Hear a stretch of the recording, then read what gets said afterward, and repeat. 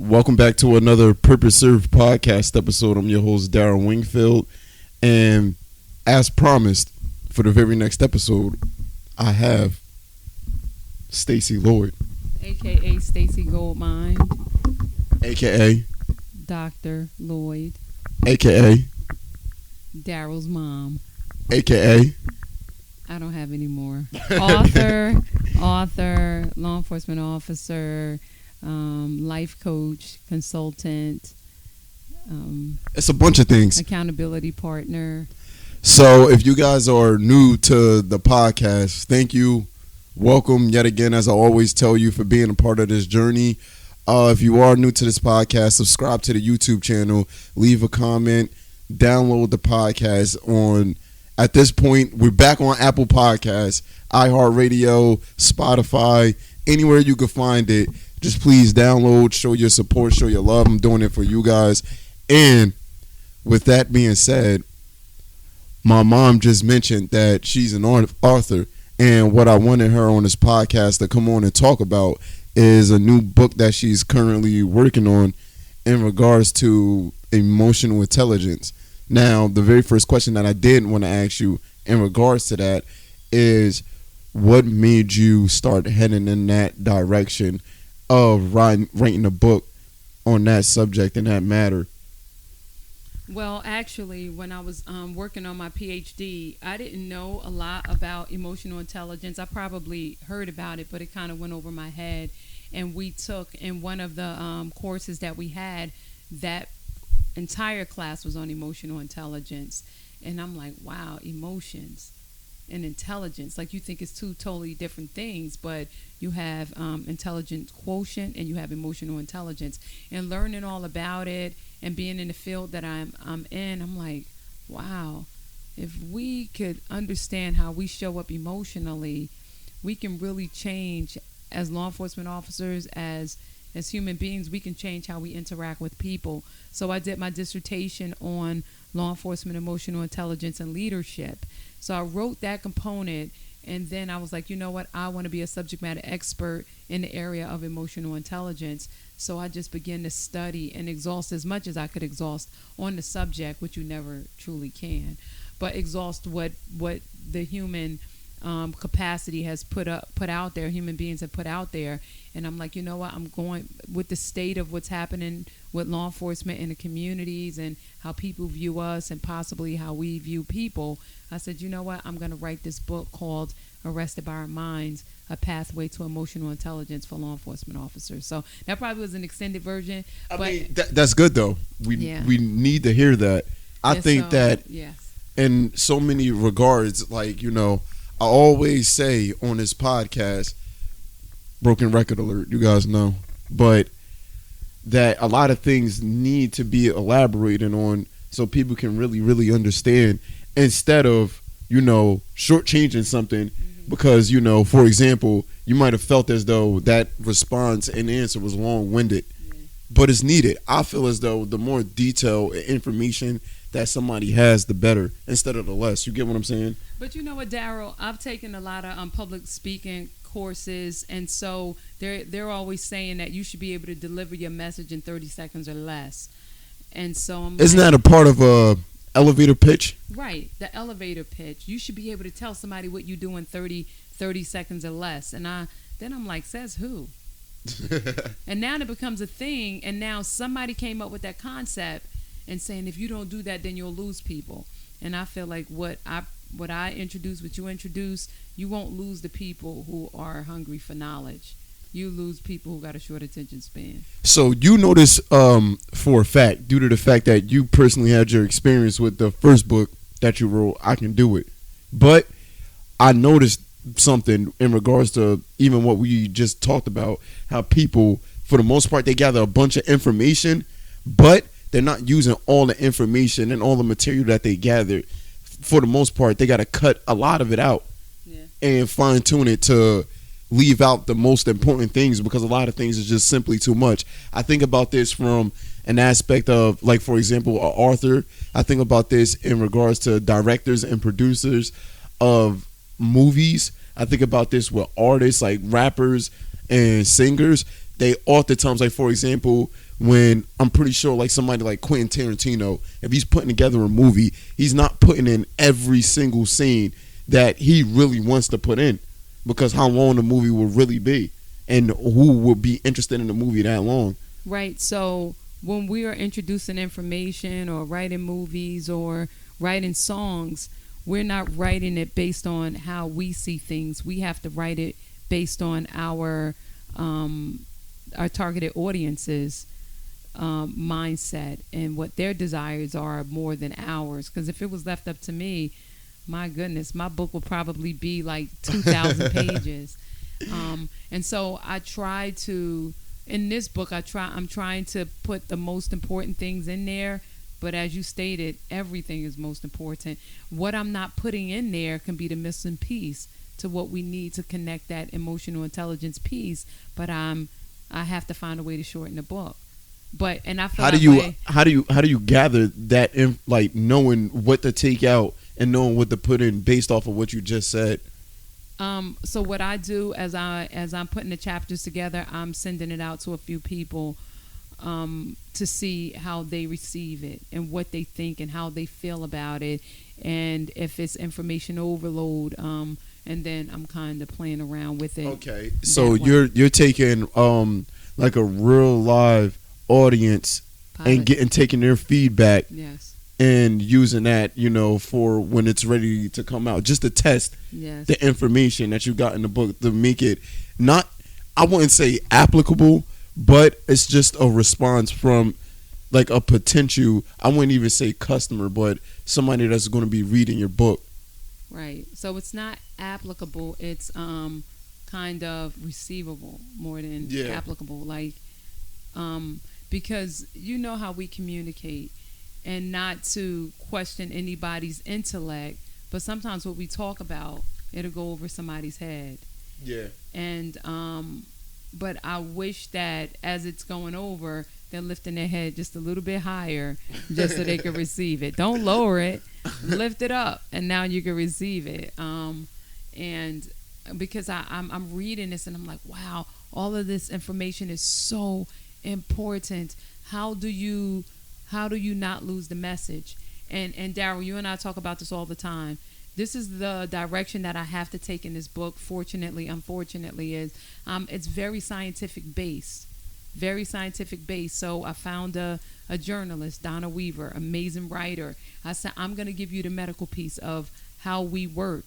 Now, what she has to do is interview law enforcement officers who have experienced what I am writing out in the scientific or the medical form. So it's not objective. I mean, subjective is more objective. Right. But it's that human component. I need her to be able to interview and write the story. Then people can see themselves in another person and not in the science. Yeah. Because sometimes science, they're like, that's too. But now another wow, a human being brought voice. Another human being has experienced this. Not understanding that how we operate is more science than our experience. What we see in our experience. So it's almost as if, right, you got this thing that's black and white, but at the very, very same time, it does have color to it. So the black and white is the, I won't want to say analytical side to the situation, which is the science, and the numbers, which is the black and white. But the actual color palette is the people, the officers. I see it the opposite. Seriously? I see the color because the colors tell the bigger picture. The black and white makes it kinds of narrow it down to two different categories, and it simplifies it. When you make it black and white, you simplify it. When you add color to it, you make it more complex. You begin to see more. You begin to add more story to it, more content to it. But the black and white is what simplifies it to me. And that's what I'm saying, right? So that's why I said that what you're putting together is the black and white. But I'm not simplifying it. The story simplifies it. The story adds value to it, which means that it's not simple. I think. So I was saying that to me, the black and white is the numbers because, like, first off, the black and white is the color no matter what, because black and white is a color. But this is also what I was saying. When you dealing with numbers are what it is. And often you got to find the reason behind those numbers. Those numbers don't necessarily tell a story. They tell it what it is. All right. Due to technical difficulties, we just keep experiencing microphone issues. So I do apologize about that. But what we was just talking about is just pretty much just talking about the colors and related to numbers and analytics and just creating a picture of information through other people. For example, the whole thing is my mom is doing research through somebody else that's conducting interviews with police officers and people in law enforcement due to match her numbers that she has. And we were just talking about what's black and white and what's actually the color, the numbers or the people that she's interviewing, you know. And she's saying that the people are the black and white and the numbers are the colors. And I'm saying that the numbers are the black and white and the people are the colors.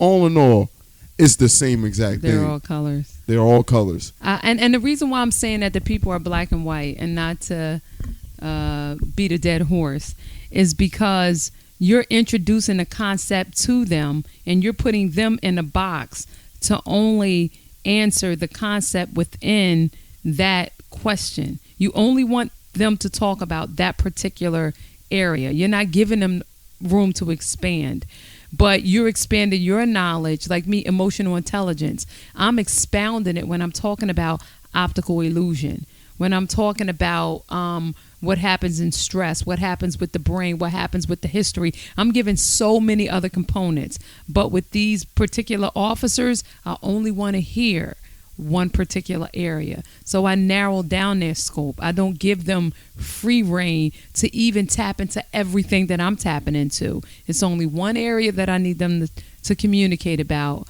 and that's it. And my question is going to direct them in the area that I am trying to discover answers. Now, my whole thing on this podcast is relating the previous podcast to the next one. Now, the concept that I have been talking about for extremely, I would want to say for the last like 3 or 4 weeks now, is the concept of functionalism and operating in the means of a parameter.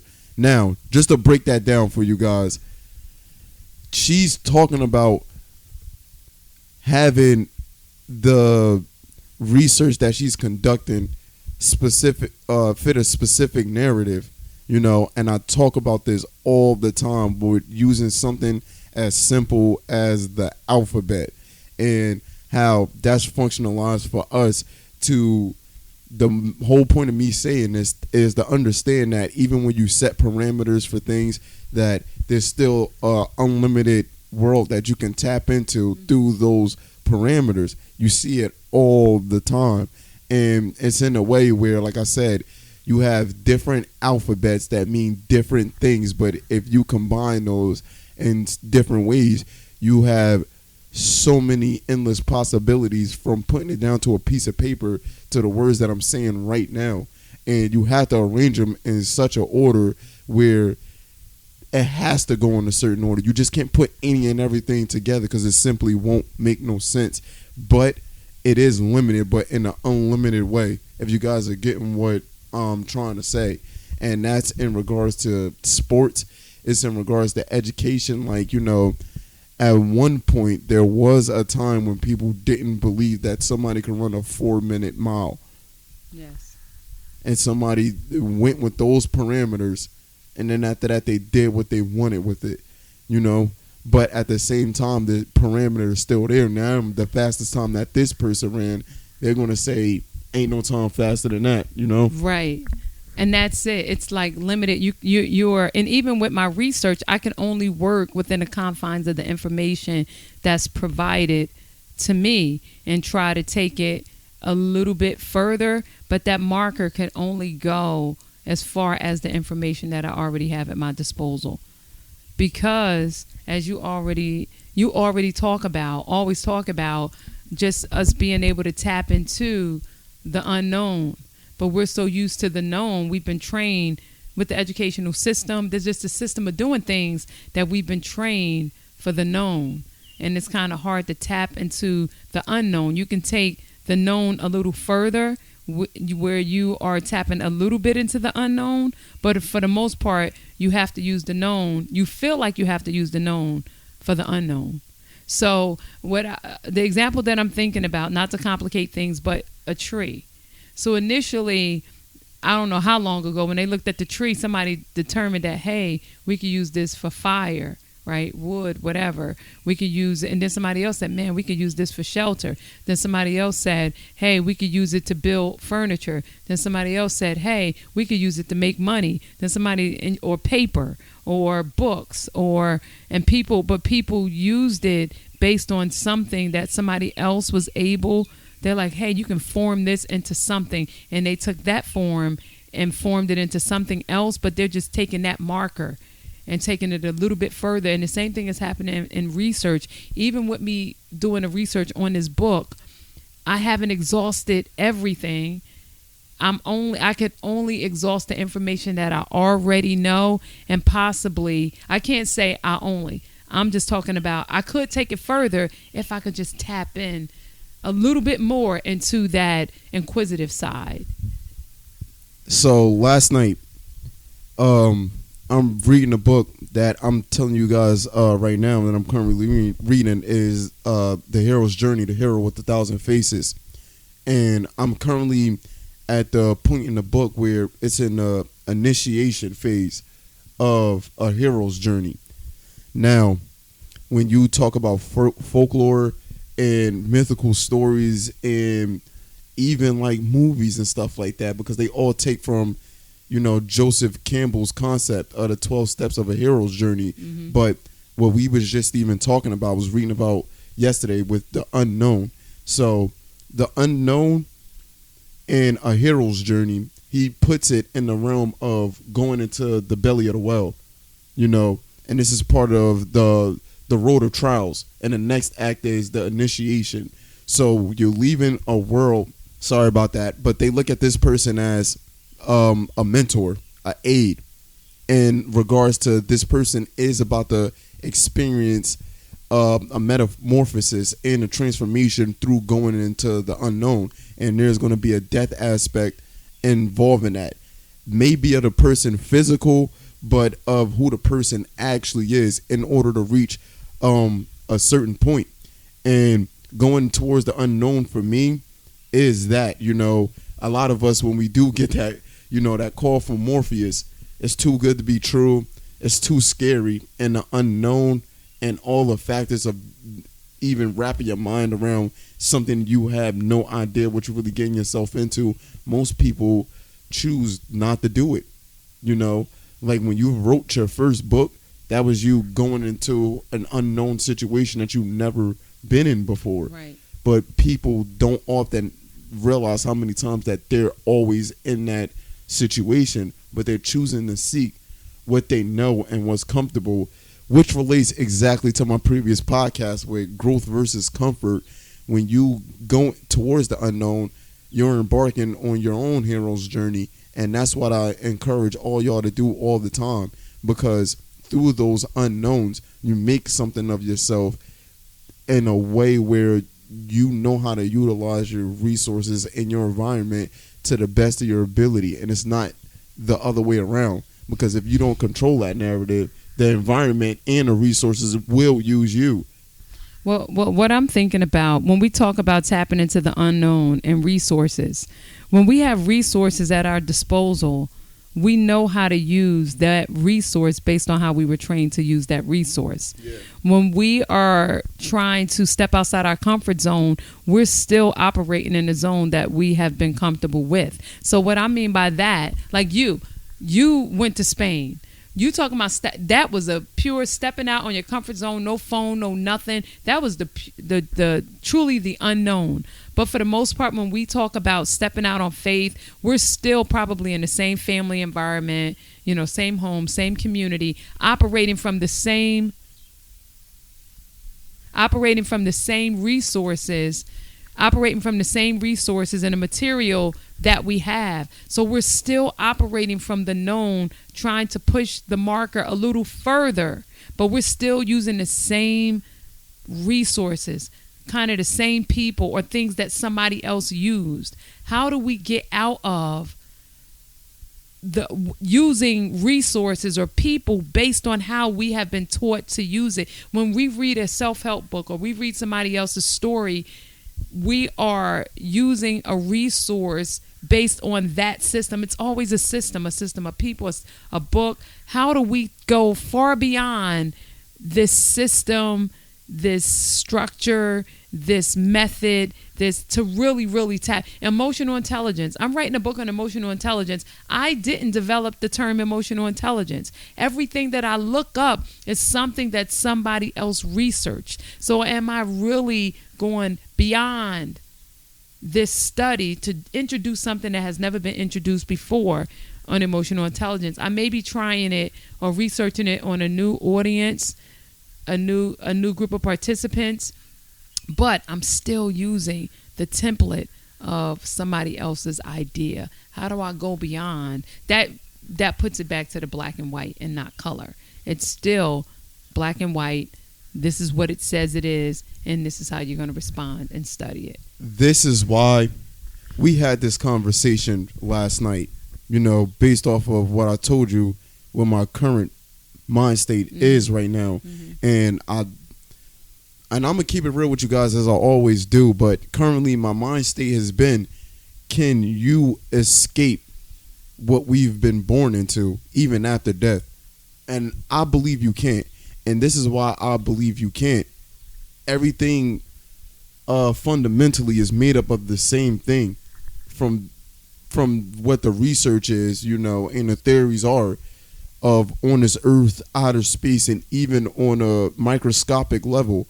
It's all the smallest things make up the biggest things in this whole entire system. So with what you just said, I really, really don't believe it's really the intention to create something that's too unique, for the realm of what we're doing. Because if you really think about it, even on the biggest grand scheme of things, the previous thing was needed in order for this next thing to maintain and keep it pushing. It can't just deliberately cut off its own, destiny and try to go somewhere else. Because all in all, I really do believe this, and this is why, even purpose served is so important to me, because I start to see the importance of cohesion more than being separate.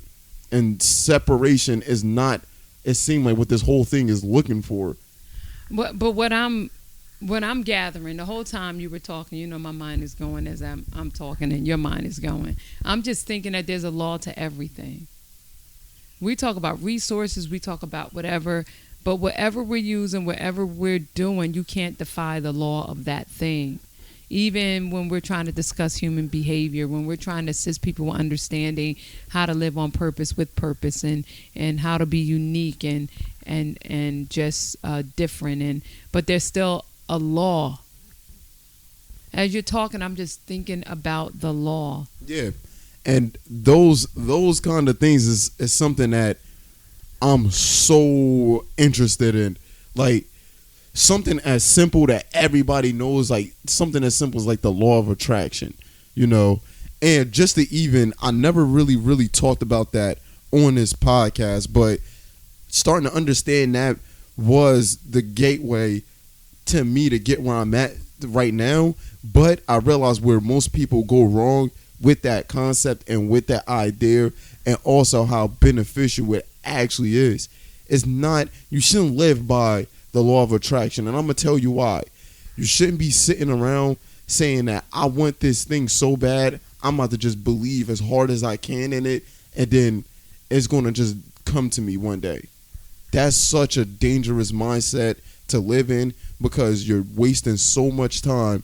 And also, due to you thinking like that, you're not taking the necessary actions, which you should be, in order for you to get this done. Now, I have the 6-step system, which is going to be one of my next uploads. Shout out to Reagan. This is all because of you, God honest truth. But and the 20-something collective, that's another shout out. But I got this 6-step program, which if anybody applies it, depending on how serious you are about what you're trying to do, it's applicable to be results driven. Now, I talk about this literally all the time. And on the upload, I'm going to just put those 6 steps in such a parameter of how I even made this podcast to show that, you know, if you put things, break it down to what you have to do instead of just sitting there like, I want to do this. And one day I hope that I'm going to have this $1 million, you know, I'm going to wake up a rap star with all of these fans. It don't work like that. And you need a system in place for you to every day be applying this stuff. The first one, and this is something I talk about since the very first episode of this podcast, you need to set a destination for yourself. And it needs to be extremely unique to who you are. You can't play the game of what people want you to do and how they see your life as. If you got the people in your life that expect you to be a doctor and you really, really don't want to be a doctor, they gotta live their life just like you gotta live yours. Don't live their life for you. Do what's unique to you, and that's why you're here. You have to do what's unique to you no matter what. That's your calling. It's your well-being. Now, second, once you really thought about this and think about it in the realm of what am I going to be doing instead of what do I see myself having, what I'm going to be doing for that future destination self, not the house that I want, the car. What do I see myself ideally doing? And then second, determine the resources and tools that you will need to get to that destination and be realistic about it. Don't be lofty about it. And the whole point is minimizing failure and knowing how to go about this failure. And then the third one that I say is set a timetable to get to this destination with these resources. Number 4, mentally see through it to completion. That's number 4 is important.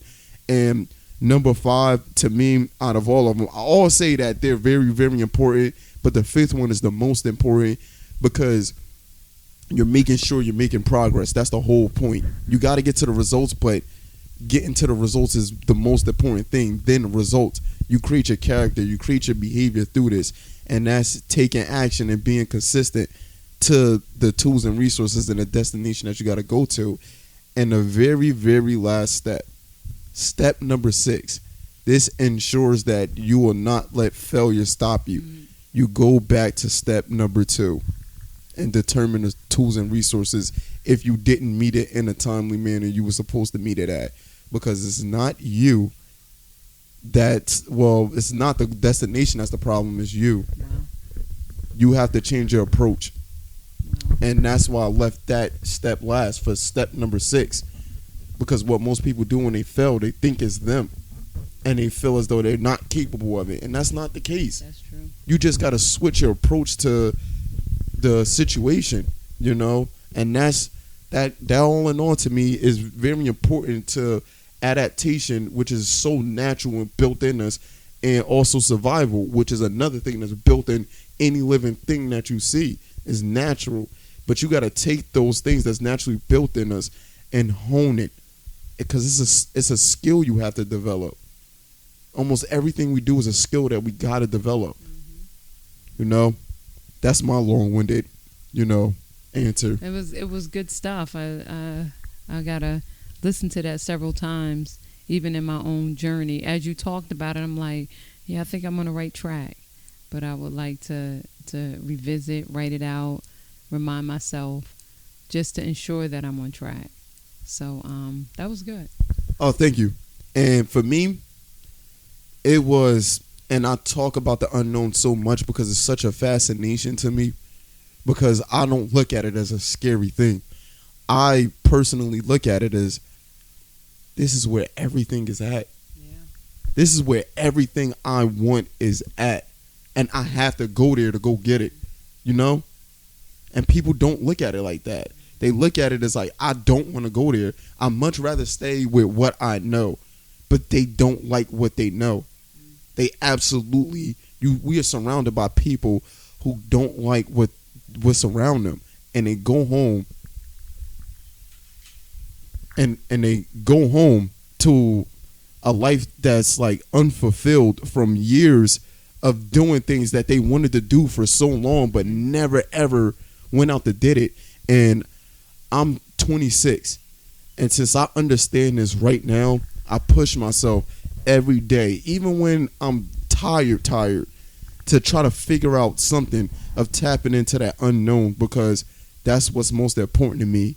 And I also realized from being at a place where I didn't have anything, and I was in a comfortable place, and that's the reason why I didn't have anything, you know, that something had to change, and I simply didn't know how. And I also knew I wasn't the only person that was going through this. We all go through this at some given point in our life. But to have stuff out there that if I'm feeling lost, I don't know why I'm here, you know, and this is some serious stuff that people, they think about, but they don't want to tap into because it's scary. It's a part of the unknown. But just like I brought up with this book that I'm reading, the hero's journey, the heroes with 1,000 faces, almost all heroes embark on a journey that they're going into a place that scares them most first. They don't save it for last. They say if your dreams don't scare you, it's not big enough. And I really do believe that. God honest truth, you know? Mm-hmm.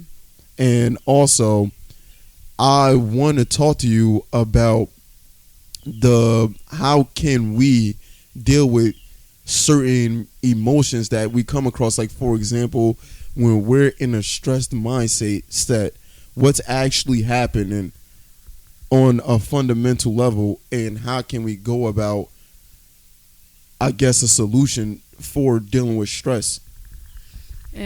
First thing we have to understand is we have to see if it's a chemical imbalance that's causing the stress, an overactive amygdala, or is it just the fear of life?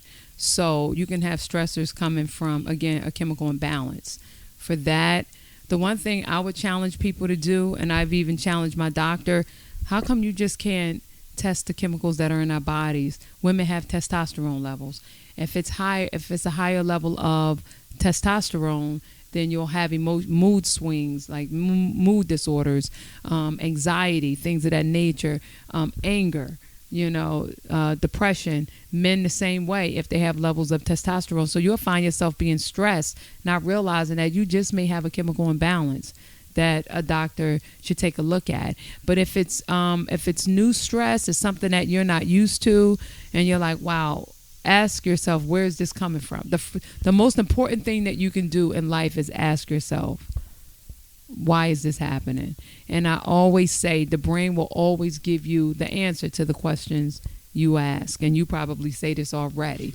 Why is this happening? A lot of it has to do with the unknown. And with the unknown and uncertainty causes fear. And with fear, that's another chemical being released. You got stress inhibitors that are released in your body that causes you to have anxiety and things of that nature. But when you start asking, but why? Why am I feeling this right now? And the brain says, well, don't forget you just started something new. Or just don't forget you just lost something. Don't forget that, financially you want to fund this thing, but you try to figure out how it's going to happen. So it's the unknown that causes a lot of stress.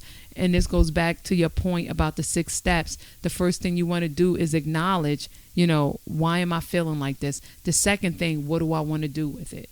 What do I want to do with this stress? I never tell people to try to find a way to cut it off.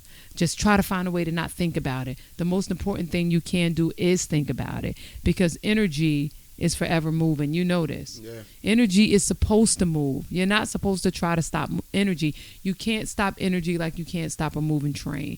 You are trying to redirect it. It's still going somewhere, right? So the energy is going. Measure where the energy is going, and write it out. Right? The reason why I feel this way is because now what do I want to do with this energy? What do I want to do with the stress level? And guess what, Daryl? As you are going through the stress, because it's the fear of unknown, sometimes you even have to change your diet, right? You have to change how you eat. You want the biggest peace of mind, you want as much energy, you want rest, you want to be able to think comfortably about it, feel comfortably about it. It's so many different areas that we have to do to attack this thing. Once you write it out, you want to say, what's one thing that I can do today to handle this fear and uncertainty that I'm dealing with? The first thing you did was you wrote it out. The second thing that you did was, you know what, I'm going to read 20 minutes on this subject. I'm going to go for a walk and process and vision and dream, and then come back and write your dreams. I think journaling for stress is the most important thing. It allows you to take the intangible and make it tangible, something that you can't see. Now you get a chance to see what you're stressing about. So just write the steps about it. When you are dealing with stress, when you write about it, then it slows the thought process down enough to come up with a solution. But I'm just saying stress can come from two things. It could either be a chemical imbalance or the fear of the unknown. If it's a chemical imbalance, see what your doctor may be able to give you. Just different vitamins to me would do the trick. If it's an overactive amygdala, sometimes it's sleep, sometimes it's working out, sometimes it's what you eat. And secondly, that stress may be coming because of the fear of unknown. Journal. Shout out. This is another person I want to give a shout out to. This mic is, Jesus Lord. Shout out to Grace. Now, every Tuesday, which you guys notice as well, I do the mindful meditation practices with Grace, and this is one thing that for the last couple of weeks, well, I want to say over a month now, that she's been helping me understand that with emotions, you can feel multiple emotions at one given time, and her whole thing is embrace them. Yes. For what they are. Don't try to block them out. Yes. Don't try to fight them. Just really, really fill out the emotion, you know. And that has been helping me a lot, to the point where I'm starting to see what's deeply enrooted into these emotions, where they're coming from, what they're stemming from, and to sit down. And also, we do breathing work, you know, for like 25, 30 minutes while she's walking me through these meditations and guiding me through, which is like extremely, extremely helpful, because when you sit there and still your body, start focusing on deep breathing, and then after that you start to see what emotions naturally just come about, you know, and not fight them, but sit there and just be like, you know, I'm feeling mad, scared, and happy in a matter of, you know, 10, 15 seconds, and you don't really even realize it. Yes. You know. And also a big thing that I really, really, really enjoy, you know, with the mindful meditation practices, that she has me journaling on different things. So you're telling me I'm on to something here. Oh yeah, most definitely. Yes. She has this thing, like, you know, since she knows I play basketball, she calls them conditioning drills, you know, where it's pretty much homework, you know, to do my breathing exercises, and also put down in my journal a specific thing that, you know, that she wants me to like write about, you know, some things that, you know, it just varies and depends. Things that brings me gratitude. What are things that, you know, bring out the feeling of courage?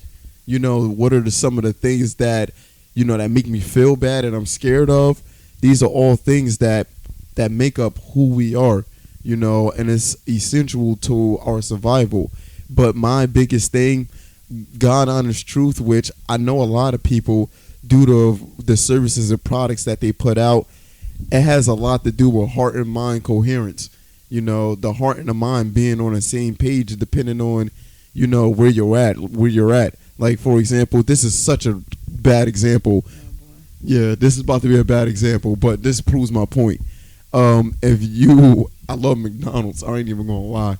But if you want McDonald's, you know, you're in a place where if you eat that, it's going to make you feel good. It's going to make you happy, you know. But that was a heart and mind coherence thing, because your mind took you there, and you feel good, which is part of your emotions, the heart. and that's heart and mind coherence. But McDonald's is providing that service for you to reach that point, and I'm with this brand that I have, Purpose Served. That's what I'm trying to teach to the individual so they can bring it out in themselves, and it's contagious. It's very, very, very contagious. Once you got one person that's doing it, it's like that person, somebody's gonna look at that person like, whoa, there's a glow to them. Yeah. How are you able to do that?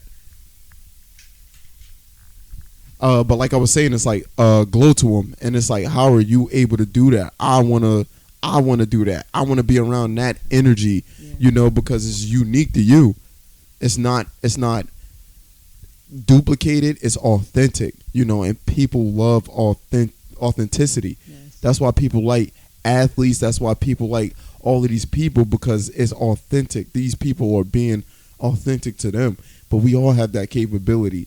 LeBron bleed just like how anybody else bleed, but you just see him in a different light, and then you see your teacher or somebody that you constantly see at Walmart that works there, but you in there so often, you kind of know their schedule. That was weird, but that's just what it is. We got so many commonalities, but we living in a world now where everybody look at everything with such a divide, and that's such a huge issue that I'm seeing right now. They look at it with such simplicity. How do you manage that, you personally, with living in this world with so much divide? And well, Daryl, I'm a part of that. I'm a part of that system. It's things in my life that I know that I made a conscious effort to get a hold of and control, and that's the reason why I have been so successful in some areas. But I'm still trying to master my own emotional intelligence, because we are governed now or controlled by the media, whether it's social media or the internet. We're being controlled through conversation, through what we see, through what we read. I can't even tell you that I have total control over who I am. Even what I do with emotional intelligence was discovered in the class and now discovered online as I look up YouTube videos. So that divide, I'm in a category in itself. Like, I'm all into leadership. I'm all into emotional intelligence. I'm all into purpose. I'm all into Purpose Served. I'm all into what makes people who they are. But that still puts me in a category. That's still a division between people who are all about real estate or all about investing in other things. Like, it's all in some type of category. So I'm divided just like everybody else. I just chose a certain piece of the pie, a certain part of the chart. Now, with you saying that, I think that it is such a divide that's there, but this is also something that I'll talk about is you need a sense of community, which can cause a divide. You know what I mean? Because a teacher isn't, the person that's serving the lunch, but you need that person to give out the lunch to the students, but you also need, it's a part of the system. And I talk about that all the time with communities and different aspects. Like, you just have, even in different species, everybody has a different job.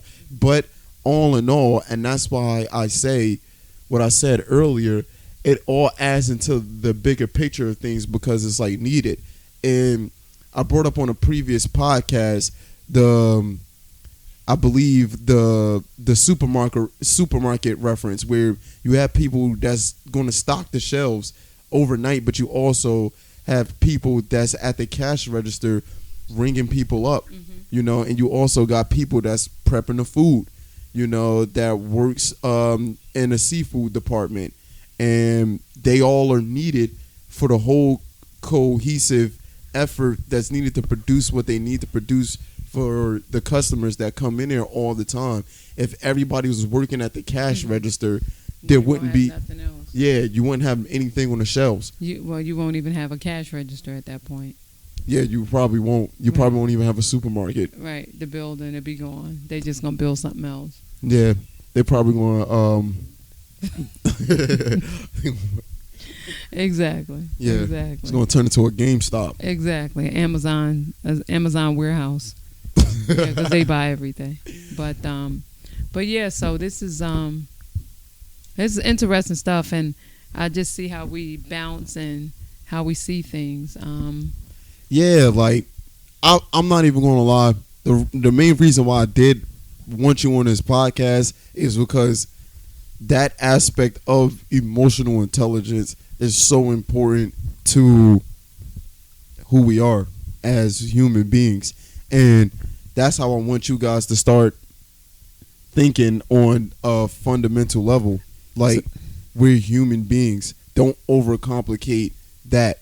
So that means that you have certain abilities that other creatures wasn't granted. So use that to the best of your abilities through the things that you really, really want to do. Man, I wish that we could start studying creatures. When you told me about the ants the other day, man, I was just like, wow. So I think what we need to do is start studying them so we can truly understand what we have the ability to do. Just the ability to study other creatures who don't really study us. They kind of feel us instinctively, but we have the ability to study them and learn from them like we have the ability to study each other. But that's the thing though. These creatures study other animals too. So that's the part I don't know, right? They have to. But that's why I was thinking it's more instinctive, because for survival, where we can pull somebody out of their natural element and like really study and cut them open and look at everything. If they cut us open, that's for dinner. Yeah, that's for dinner. Yeah, it's just like tightening these bugs. But it seems like with those systems that they be having in place, they're so in the moment with what they're doing that, like, for us, we think about 5 years later and 5 years before all the time. They're not thinking like that. They're thinking like, I know how this thing move. I low-key know where it's going. I'm about to just stake him out. I'm about to wait for my opening, because I feel like we do that. We do. If you think about networking opportunities, robbery, dating, it's just so many different areas. But I think we sit back and we stake people out. See, and human nature, well, not human nature, but our animalistic behaviors is built in us. I guess with our consciousness, now we do stuff like sweep and mop for no reason. I mean, it is for a reason, but a lion ain't sweeping and mopping, and a deer is not going to sweep and mop. Yeah, they're just hungry and thirsty. But that's something in itself. We have the same nature for survival. They have they're searching for what they need for survival, and we're searching for what we need for survival in this animal kingdom. We're living it in something that's doing that thing too. Earth is doing the same exact thing. Everything, yep. So it goes back to, wow. It all connects. And I want to tell you something.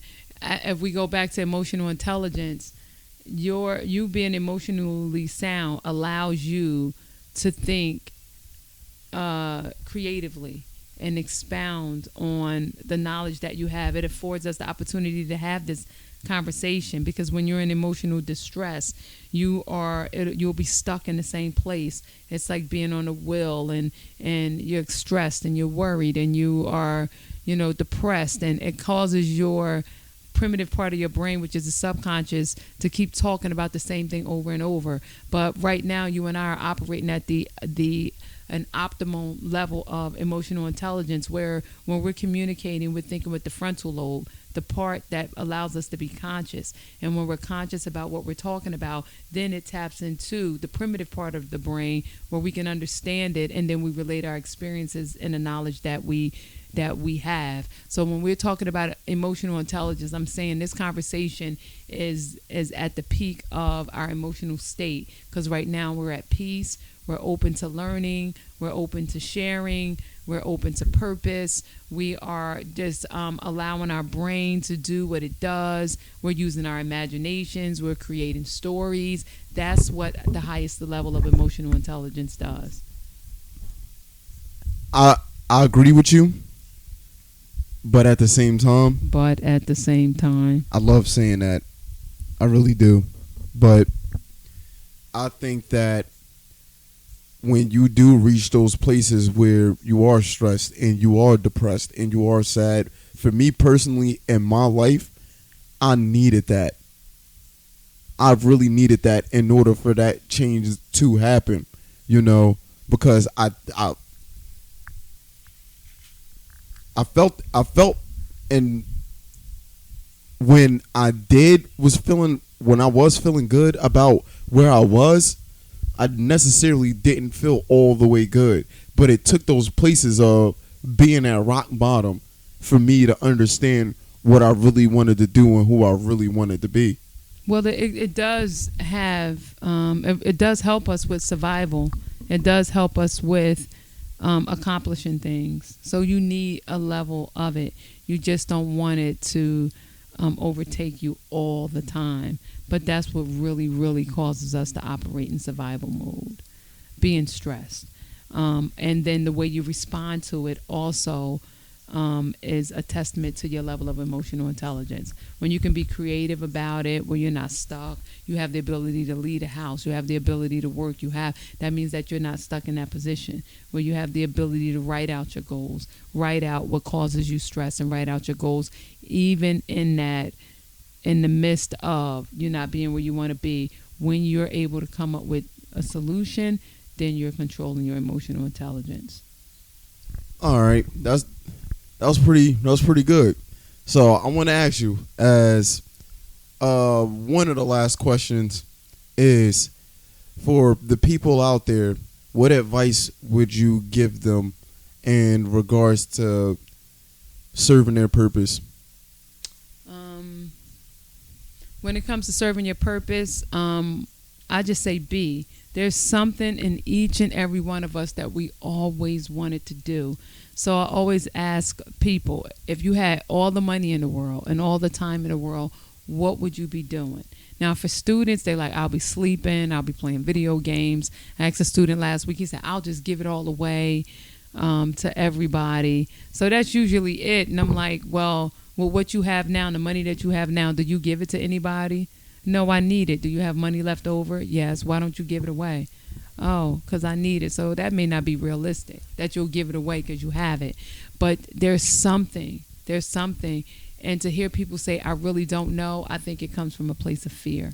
It's a place of, I don't even think it's possible. So because I haven't said it to anybody, there's no way I can say it to you. So I think the way you do it is to write it out. Dream as big as you can. And then just do one thing every day to begin to work on that thing. When you start doing things, you feel better about yourself. And I guarantee you people see you differently. And we talk about the laws of attraction. That's what they call it. You'll find that when you start stepping out on faith and doing something, those things, the resources that you need are, I don't say you're going to find you, you're going to find them, because your mind, your brain is going to say, hey, we need to do this. So you're going to find it. It's the resources are going to be there. I'm not going to say they're going to find you. You're going to find it if you step out on faith and do it. So the one thing I can say, that whatever you feel that you want to be, you have to tell yourself first. You have to believe first. And you know the saying, Daryl, sometimes the only person that's going to believe your dream is you. And you're the only person that should believe it to start. So just do something. Just step out on faith. That right there was called the... I don't want to drop this one. He might make me buy it if something happens to it. Nah, this microphone is already broke. I don't know why I just did that. That didn't make any sense. But love him. Love you too. But that's literally every podcast in a shape or form. What she just said in a nutshell is the message. Every single podcast. That's literally the message. And what I'm going to be doing from what I have been from here on out is providing more and innovative ways to help you guys in regards to maintaining the purpose, serving the purpose that you're on, and also for those people that don't really necessarily know how to go about it right now, even with the information that I'm providing you. You know, that's the initiative. You know, everybody's here for a reason. You know, you may not know and you may not think that's the case, but you're leaving an impact in some way, shape, or form, no matter what you're doing. If you're here, you might as well leave an impact that you're in control of, but also is making the world, the society around you, that much of a better place. Now, where can the people find you at? Right here. No, but you can find me on Instagram, Goldmine Consultants. On Facebook, it's the Goldmine Consultants Group. And Stacy Goldmine is the best way to find me. And I always like to say, you are not who you think you are, but you are what you think. So discover your gold mind. And serve your purpose. This is the end of the podcast. I thank you guys for always tuning in, staying in this with me. Like I said in the beginning of the podcast, if you enjoyed this, please like, please subscribe, review. It's going to Spotify, Apple Podcasts, iHeartRadio, I think Google Podcasts. I'm not sure. I shouldn't even said that. But, you know, I love you guys. Serve your purpose. And, you know, done with another one. Deuces.